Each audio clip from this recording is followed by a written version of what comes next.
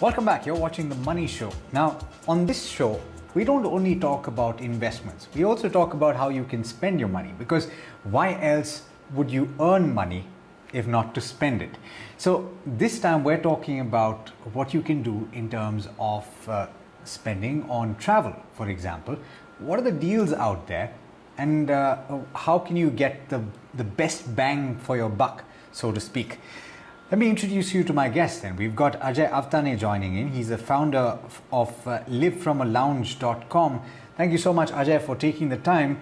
And I do want to talk to you about this concept that I think somebody coined. I don't entirely know what to make of it. It's being called revenge travel, and in certain cases, one has to take that with a note of caution, saying that you got to wait till the pandemic is actually through, or you're entirely safe before you actually venture out. Having said that, what are the great deals that you're seeing out there that our viewers can consider? Hi, Alex. Good to be back on the show. There are various, I think, revenge travel. Even I don't know who coined the term, but I think I got off a plane a couple of days back, and I can confirm to you that I think crowds are back at the airport. Not as much as pre-pandemic, but yes, people are starting to travel again.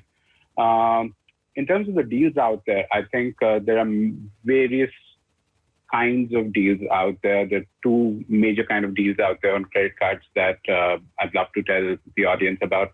One is something that they perhaps get daily emailers from online travel agencies for. So banks, as in credit card companies and OTAs, tend to have some sort of these promotional deals where on every day of the week they tie up with a different bank, and it's very easy to kind of find a deal.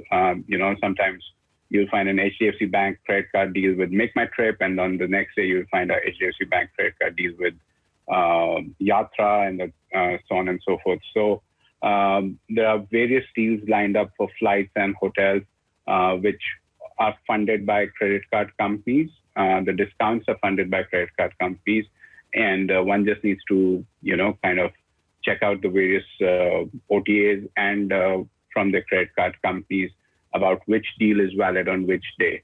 These kind of deals were gone during the pandemic, but they're now starting to make a comeback. Usually they'll have to provide a coupon code to get the benefit as well. The second kind of deal is something which is more permanent, which are built into some credit cards as a feature. And these are the more high-end credit cards that kind of provide these deals. For example, there is a fabulous American Express obviously does a fabulous job on providing deals on, to their upmarket travel customers, and they have this fabulous deal right now where if you kind of purchase travel with them for worth over ₹1 lakh, you'll be able to get 30,000 rupees more worth of travel as well in terms of Taj gift vouchers. And then there's another US-based bank, Citi, is basically offering customers a deal where when you buy 4 nights for hotel stays, it gives you the 4th night free. So these are some of the kind of deals that we're seeing out there in the market. There are obviously new permutations and combinations that come up day to day. And I think this will be the time and place where banks will now actually engage with their customers using travel as a mode by providing them more perks as the pandemic hopefully settles down. Right.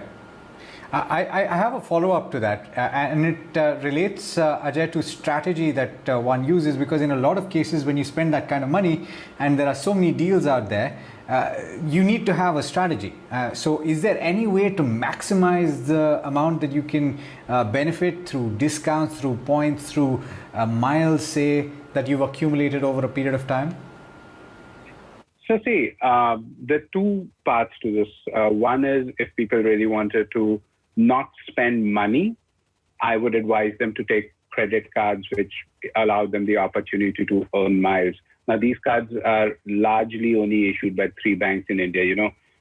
Every second bank in India will give you the opportunity to transfer to Intermiles or Singapore Airlines, but there are only three banks, Amex, HDFC, and Citi, which give you the opportunity to transfer to a whole variety of partners. So if they really want to earn miles on the spends as well, which they can then use for redeeming on international flight tickets or domestic flight tickets and so on, then maybe it's an idea that they go and pick up one of these cards, or if they already have them, they would like to use these cards. The second part is, like you said, on joining up all these deals to kind of even get more savings. So I think, again, I would really want people to look at using some of their ticket prices are not very high at this point of time, because we are in a controlled price regime on domestic tickets at least.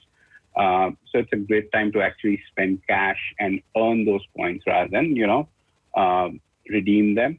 But in terms of hotel stays, I think when people are stepping out for vacations, it becomes expensive, at least at all the resorts that, the popular places like the Masuris and the Dharamshalas of the world. So maybe it is an idea for people to actually look at if their credit card issuances provide them with points, which can be turned into vouchers for OTAs or, directly, and then use them because that will work out cheaper for them. Absolutely, Ajay. Absolute pleasure speaking to you, and I hope that my viewers are able to take up some of the strategies that you just spoke about, some of the deals that you just spoke about, and of course stay safe while they're doing that. That's all the time that we have for you in this edition of The Money Show. It's been an absolute pleasure bringing it to you. I hope that you benefit from it. A lot more coming up over the course of this evening. Do stay tuned. This is ET Now.